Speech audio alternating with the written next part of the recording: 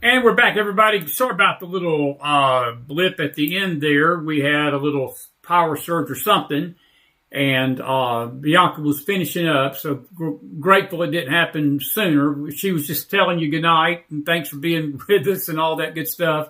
But I did want to come back on just for about 15 minutes. We'll take some questions. This is our after show on a Tuesday night. It don't look like James Akers is going to be with me tonight. We'll get him on Thursday night and get his take on the Bill Barr stuff and so forth. But we're grateful to see everybody back tonight. And if you've got a question, or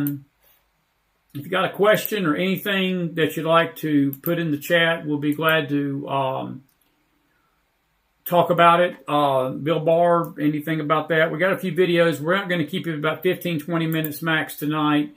We've got a bigger program coming up Thursday night, and we won't be with you Friday night. We'll be headed to a funeral for our uncle, and we're not going to be here Friday and probably not Saturday. I'd hoped to be back home and have a gospel sing with you Saturday night. It'll be Saturday night week. We'll definitely have a Southern gospel sing on a Saturday night. And, but that's for next week. We'll worry about that next week when we get to it. Bianca was great. I tell you, it was so good to have my buddy tonight. She really made some excellent points. I was sort of feeling that this Texas districting stuff was a bunch of theater, but I'm always hesitant to say because I don't know I don't live in Texas, so I don't know the politics there as well as somebody that does. But she's known Greg Abbott for many years, and she, I think she hit a home run tonight about what's going on over there. And I don't doubt, folks, that all of it's just theater. The Republicans, I will say this, I have heard not just from Bianca, but from other people that live in Texas, that there is a great deal of rhinos in that Texas Senate state, and they are trying their best to turn Texas blue. They are trying their best to turn it blue. And I just pray that that state never turns blue, because if it turns blue, we won't ever have a Republican in the White House ever again. And I'm just praying that the Lord's going to realign these things before Trump gets out of office. Because if it don't happen during Trump, it ain't going to happen. But we'll play it that by ear. We'll see how that plays out. It was actually a great interview with Bianca, and we're grateful for it. Good to see everybody back with us on Facebook, sort of making their way back in. Roger says, I saw Barr on Fox today kissing up to Trump and Bondi today. He's a real piece of work. Yeah, I saw that too, Roger. He is a lion sack of Barr. I'll just leave it at that. That's my new, I should get a t-shirt that says that. A lion sack of Barr. I never understood, Roger, why Trump picked him. Because Trump's animosity toward the Bushes was so evident during the 2016 primary. And look, him and Jeb almost come to blows a couple of times on that stage. And he as good as accused George W. Bush Jr. of masterminding 9/11. I mean, he really did. I mean, he actually came out and said the Bushes were behind it all. I don't believe that personally. I know there are some out there that do, but I don't.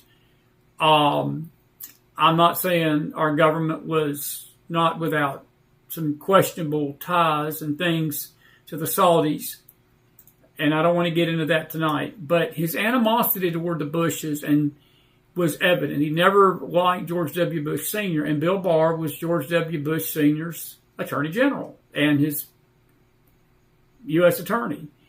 I could not understand it. And then when I heard that Chris Christie was behind the suggestion of that, and again, it was not Trump's best decision, and I think if you asked President Trump that tonight, I think he would say the same thing, that of all the decisions that he made, this was not the one he wished he would have listened to, the advice. And I think that was a given. You know, I got a dear friend. I've been begging her to come on the show. I've known her for almost 30 years now, 35, 36 years. And she's a precious friend down in Central Florida. She lives near the Trumps, near Mar-a-Lago, and she knows Melania pretty well. And they talk on occasion. And she has told me through the years, ever since Trump got elected, she said that especially after the first term, she told me, she said that Trump did not really quite get that first term, during that first term, how deep this swamp was and how Washington, D.C. worked. She said he still, even after what happened in 2020, was bumfuzzled how that he could not get the Dems to come on board and help the country. The betrayals, the knives in the back, the Republicans turning on him, and all this. He did not foresee this. He was a businessman, and he was not a politician, and he didn't realize how dirty politics can be in D.C., and he paid a price at times for that. But this is a different Trump. Trump, God. I'll put it like this, Roger.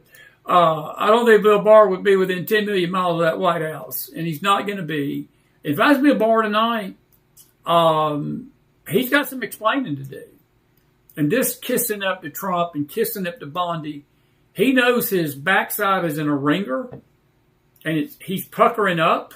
I don't mean to be so blunt about it. It's puckering up because it's about to get kicked.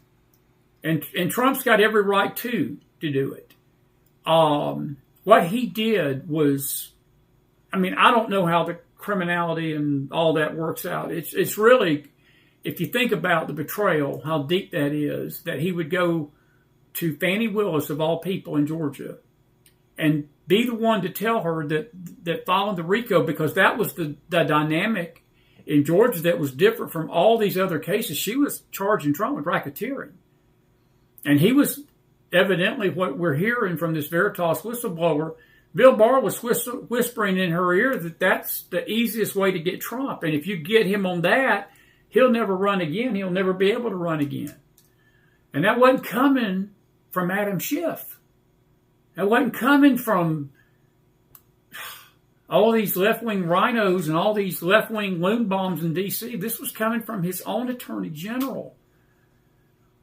So I'm not a big fan of Bill Barr, but I'm even less a fan of Jeff Sessions tonight. And I pray both of them are hauled before a congressional committee. Not that it's going to do any good, but I'd like to get them on record to explain that to us as the American public. I don't know if we're going to get that or not, Roger, but I bet he is doing some kissing up. Jenny Castellanova says, I blame Bill Barr for the 2020 election. If he would have done his job as it should have been done, the rigging of 2020 would not have turned out the way it did. Deep state to the core. Yes, he is, Jenny. Jenny, I will tell you this. I agree with that, but I look back on this as hindsight.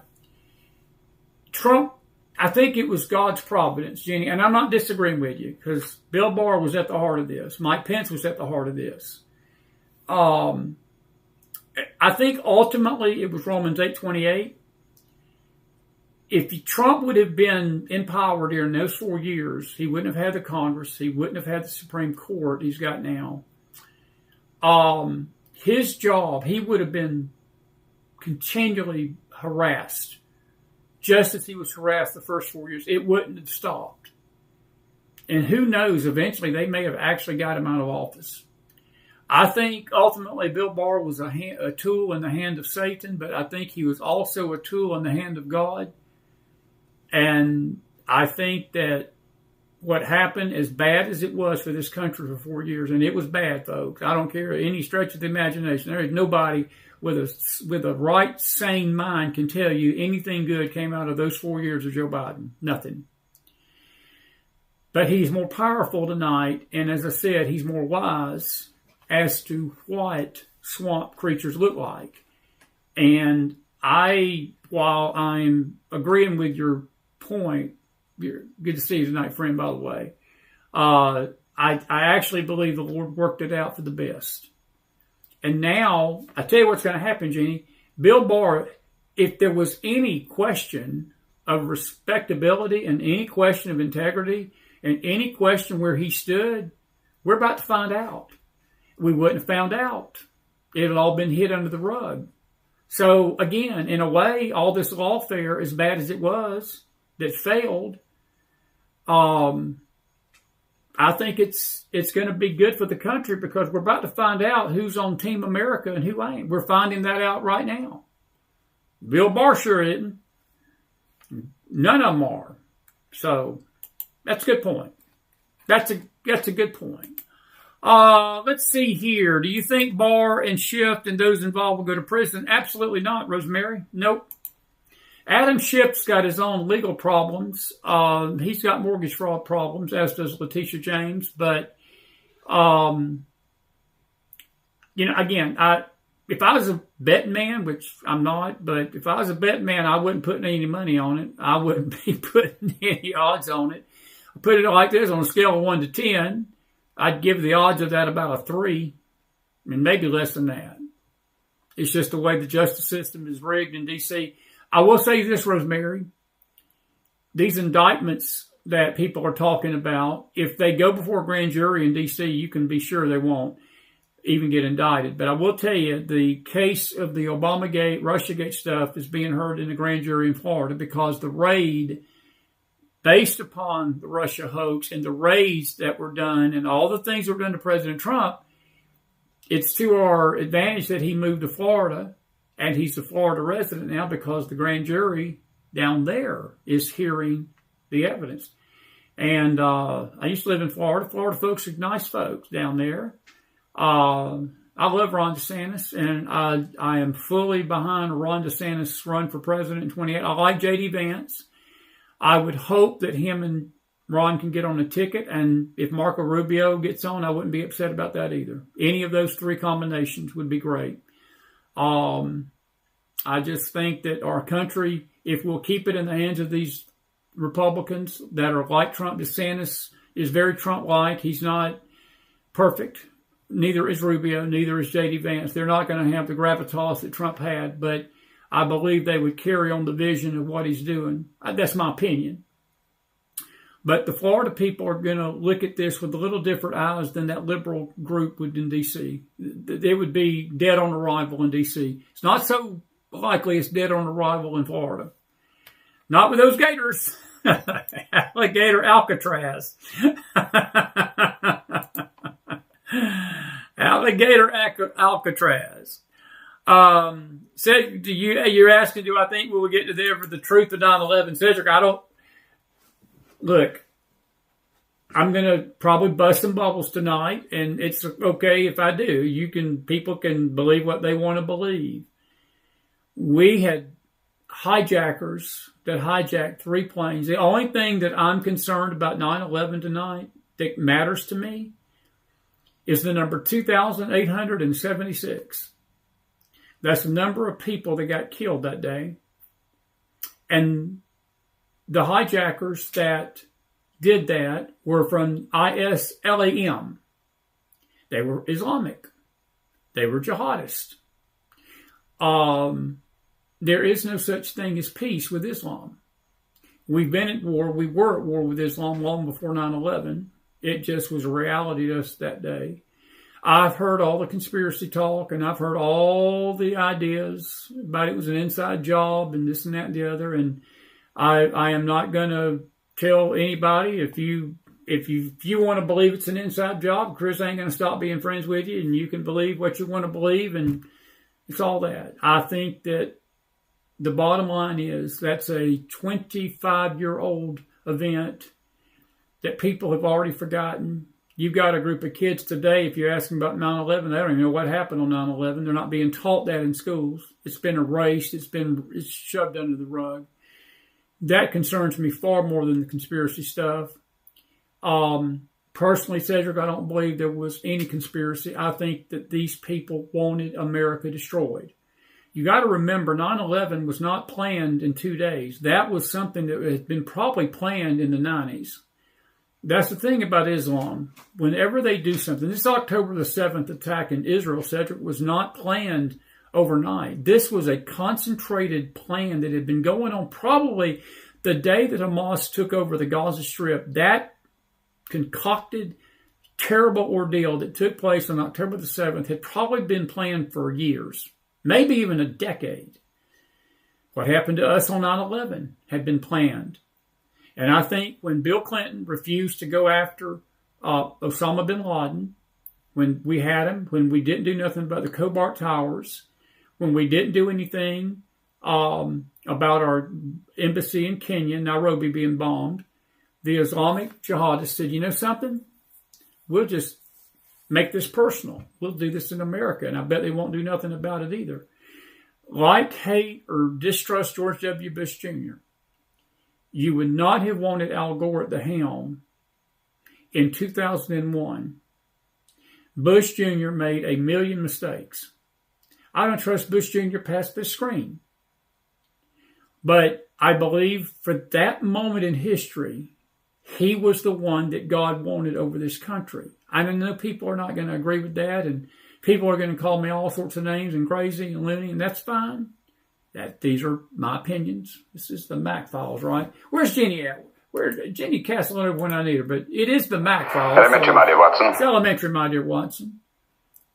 But Gore would have not gone into Afghanistan. They did not expect us to go into Afghanistan. And I've got a dear brother that's retired military, and I've run this by him through the years over and over, and we've talked about it. And he told me, he said, the common wisdom, the conventional wisdom was that they did not believe that Bush Jr. had the guts to go after them in Afghanistan. Now, that war was mishandled. Iraq was mishandled. I did not fully believe that we should have went into Iraq. Never did. It damaged this country's credibility. It damaged a lot of kids. A lot of men are still suffering from that war. Our country is still dealing with the aftershocks of the Middle East and what that war did. It created the vacuum, actually, that made ISIS. I don't want to argue all that. But to answer your question, the truth behind 9/11, well, the truth, Cedric, is that we got attacked by Islamic jihadist hijackers, and many of them were financed by Saudi Arabia.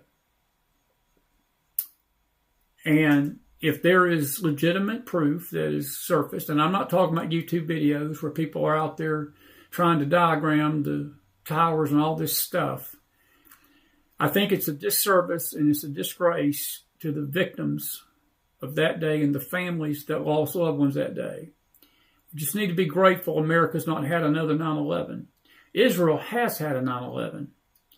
And that same group, by the way, that did what they did to us on 9/11 is from the same religion that did it to Israel on October the 7th.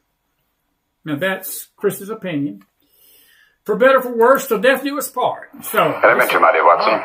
I'll leave that alone. Anyway.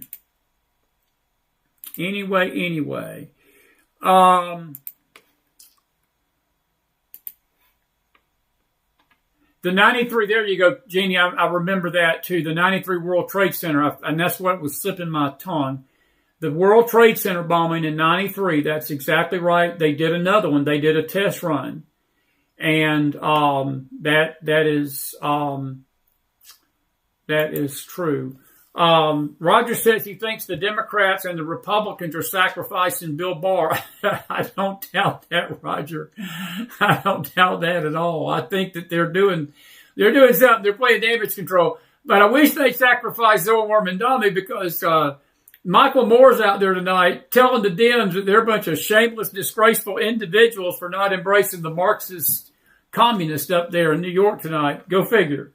Go figure on that one. So, anyway, this is, I don't know if y'all heard this or not. This is about a 57-second clip of the whistleblower about Bill Barr. Let's listen to this, and then we've got a few other videos. We're not going to keep you long tonight because of the after show. Here's President Donald Trump's Mar-a-Lago residence has been raided by federal agents. I have a quote here that was like, Barr believes the FBI will raise, and I put it in parentheses, go to Trump House soon. That's when was like, I start to learn and to be sure about what they're doing. Was like they're planning and they create crimes and situations to go after everyone. One thing that I understood very well is like Bill Barr and Armstrong and all the politicians too, they're very focused like in how they go to stop Trump. And one thing that I heard a lot is like how they go to prevent America to have Trump again. So in my views of politics, what I think it is, they probably realized very soon that if... And that's exactly what, that was a 50-second clip. There's more to that. We got it on our X account. We're going to bring the whole video in. We played the whole video today on a radio show. But there's Mr. Barr, and he was working with Armstrong Williams. He's a commentator.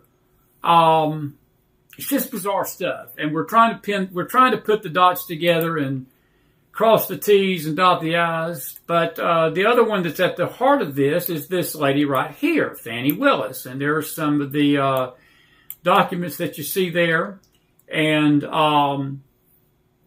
we will try to get a full show done in dedication to this one night this week, probably Thursday night. We're going to get James Akers' takes on it. I sent it to James today, and he said that the swamp runs deep. By the way, I'm sure that you people in Washington, D.C. just have got to have so much. I'm going to come over here to my screen, and Bianca was our guest tonight. She's not our guest. But you got to have so much confidence in your police chief. She don't even know what, she's a DEI hire, by the way. She don't even know what chain of command means. And the mayor had to jump in today before it got more embarrassing. Roll the tape. What the chain of command is now? What does that mean? Well, is it Pam Bondi speaking to the mayor from you, or how does this work? So the executive order is clear. The president has requested MPD services, and our home rule charter outlines the process. The president designated Attorney General Bondi as his proxy to request services through me. I want you to listen to the first part of this again.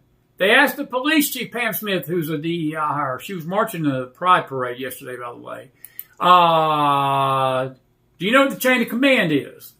This is not the janitor at Motel 6, folks. This is the police chief that makes decisions of police officers and protecting you folks in D.C. Boy, this has got to gender a lot of, just got to gender a lot of confidence that y'all are safe tonight. What the chain of command is now? What does that mean? Well, what does that mean? Anyway, I know what it is, you know.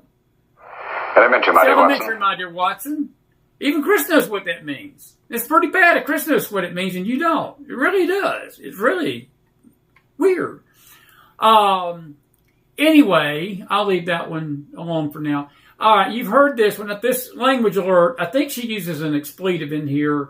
But this is former Bravo star Jennifer Welch on us Trump supporters. And I think it's not a terrible word, but I think they bleeped it out. But just in case, for the children, close your ears, roll the tape. White people that triple Trump should be banned, boycotted from enjoying the best thing that America has to offer, which is multiculturalism. Get your fat out of the Mexican restaurant. Get your fat over to Cracker Barrel. Whoa.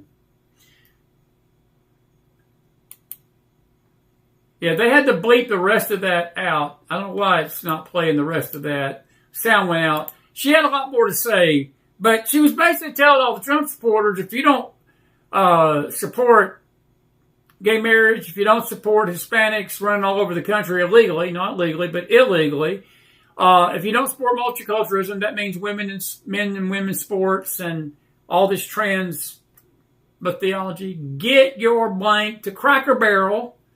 Don't eat at a Mexican restaurant. Boy, these liberals get triggered, don't they? These liberals get triggered. By the way, this is CNN. It's amazing how much race baiting that goes on. Did you see the headline? This is the investigator of the shooter the other night. This was in Colorado. Investigation, the shooter was factually Arabic, but he was morally white. He was morally white. I don't have any clue what that means. Maybe some of you do out there, but I sure don't. That's CNN. That is CNN. This is Karen Bass's take on the Washington thing race baiting at its It's interesting which mayors and which cities he's chosen to focus on. In Los Angeles, where you have crime down a 60-year low in terms of homicides. That's a lie. Homelessness is down. That's a lie. He points to homelessness and he points to crime. And what? He does, Karen, because there are big problems in D.C. and there are problems in your city. By the way, Miss Bass, I'm just a South Georgia boy. If you don't get your act together out there, the National Guard may be knocking on your door pretty soon. I've just got a feeling that the D.C. thing is a trial run for cities like Chicago and the city of Angels. Washington, D.C., I don't know what's going on there, but I imagine that they are not suffering in the despair that he described in his press conference that in any way would warrant the use of federal officials. This is the same woman that's handling your fire issue out there, L.A. We had Laura Mills on last night. This is Karen Bass, who didn't even know how to turn the water faucets on in L.A. Palisades fire. The city burned down. Thanks to the incompetent leadership. She was over in Africa when all this happened. She ran, left the country, knowing good and well that the fire season was coming. But she's trying to lecture D.C. tonight to tell you that your despair is not really despair. That's liberalism. That's liberalism. But this is even funnier. This is what I was telling Bianca tonight. Roll the tape. You don't think more police make streets safer? No, Joe. I'm a black woman in America. I do not always think. I don't think more police makes the streets safer. I'm not going to totally disagree with it, but it has nothing with you to being a black woman. That more police make streets safer. When you walk down the streets of Georgetown, you don't see a police officer on every corner, but you don't feel unsafe. So what is it about talking about places like Southeast D.C., right? Ward 8, if you will, that people say, well, we need more officers to make us safe. I think we have to rethink what safety means in America.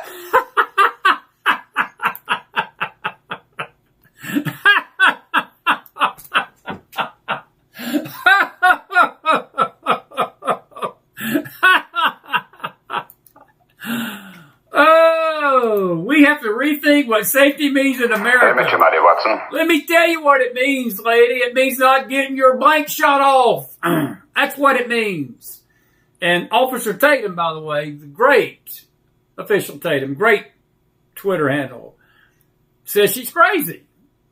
I got another few words for that. Growing up in the hood, he says, I wasn't worried about getting shot by the police. I was worried about getting shot by another black man. And I'll leave that alone. But this is liberalism for you. Clyburn was out there saying this kind of stuff today, saying it was 2.0 Jim Crow. Jasmine Crockett was Trump systematically wanting to destroy the black folks in D.C. It was all about race. It's amazing. The National Guard in D.C. is a race issue, but the situation in Cincinnati is just a misunderstanding. That wasn't about race, according to the liberals. That wasn't about race, according to the liberals.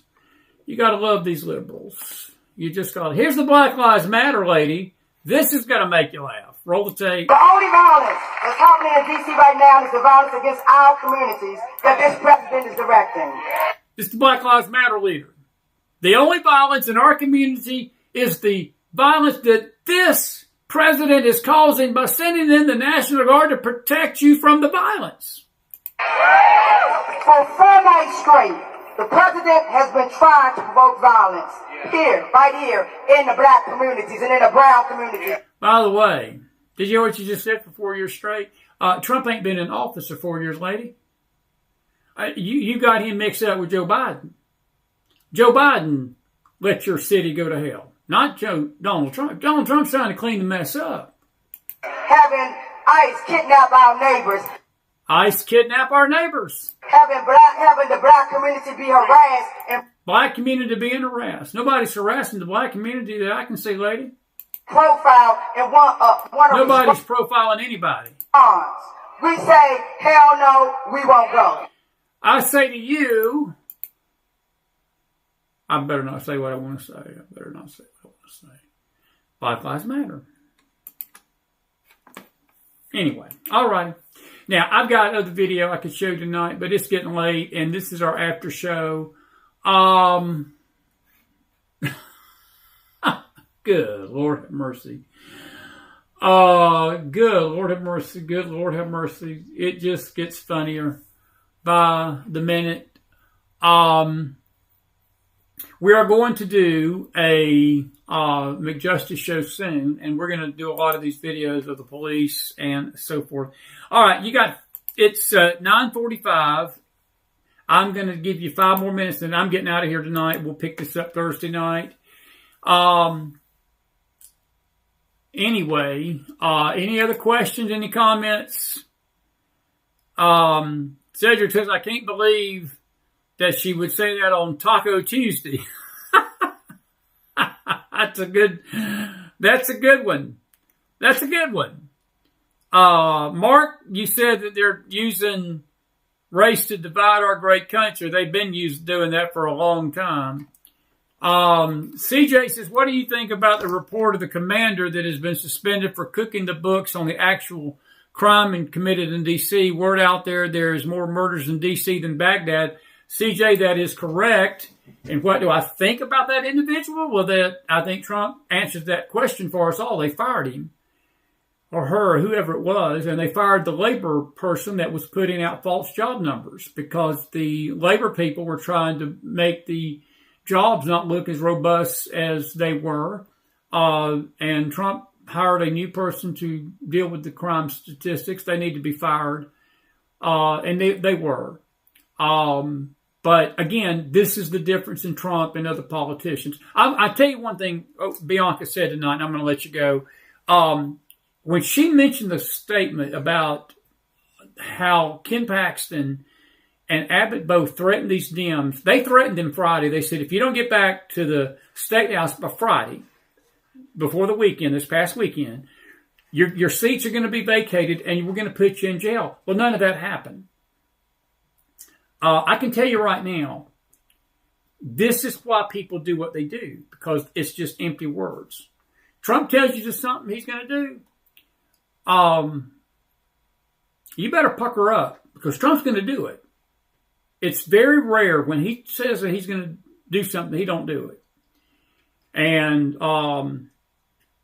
that's why we're sick of politicians. It's why we're sick of politicians, and we're sick of this talk, and we're sick of the stuff we're seeing. And I am sick of the race baiting. I want to say it again as I go out tonight. I don't give a what color your skin is. If you're raping, murdering, maiming, feeding fentanyl to kids, and raping kids, and trafficking kids, and stealing and busting glass down in businesses, and destroying property, and acting like a bunch of orangutan apes, I don't care what color of skin you are. You need to go to jail. You do not pass go. You do not collect $200. You carry your sorry carcass to jail.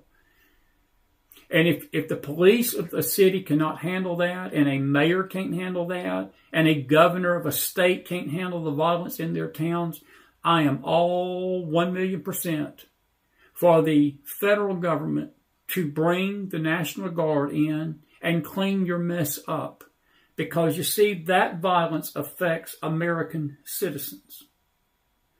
And I'm saying this to Mr. Johnson in Chicago. Your city, and CJ, your point, it is true that D.C. has a higher murder rate than Baghdad. They have a worse rate than Bogota, Colombia. I think Trump, there's a clip I'm trying to find. I've got it on my X, and I'll play it Thursday night. He read the cities off. And he literally read the cities off. And the murder rate in D.C. is higher than most international cities.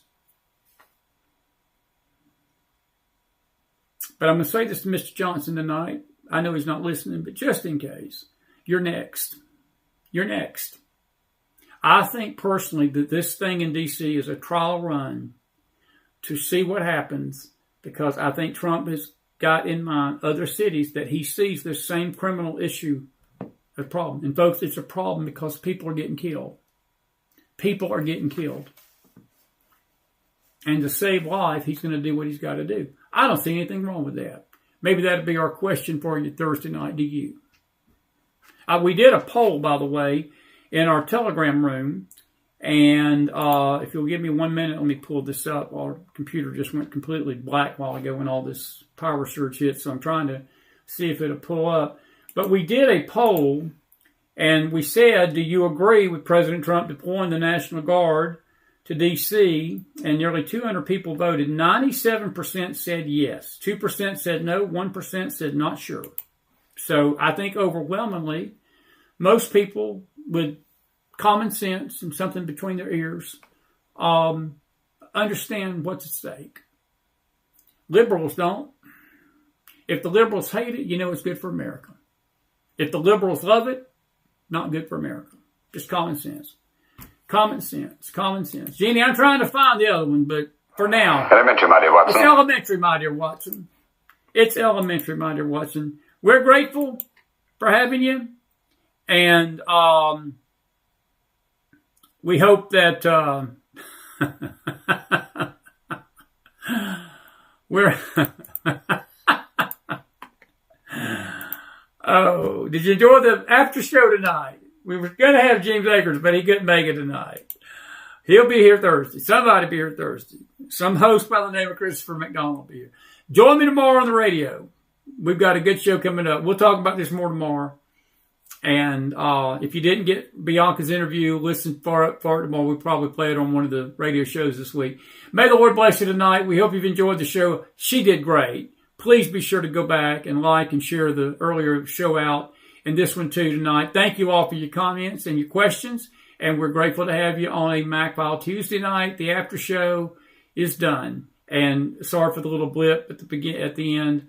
Now you're going to get an ending like you all wanted earlier. And may the Lord take and bless each one of you tonight abundantly. I'll see you back here tomorrow. Tomorrow's Faith Day. See you tomorrow night at 8 for our McFiles midweek fellowship of Wednesday night. And be studying the book of Revelation with you. And then Thursday we'll be back here on the new side. Until then, McDonald out on a Tuesday. Good night.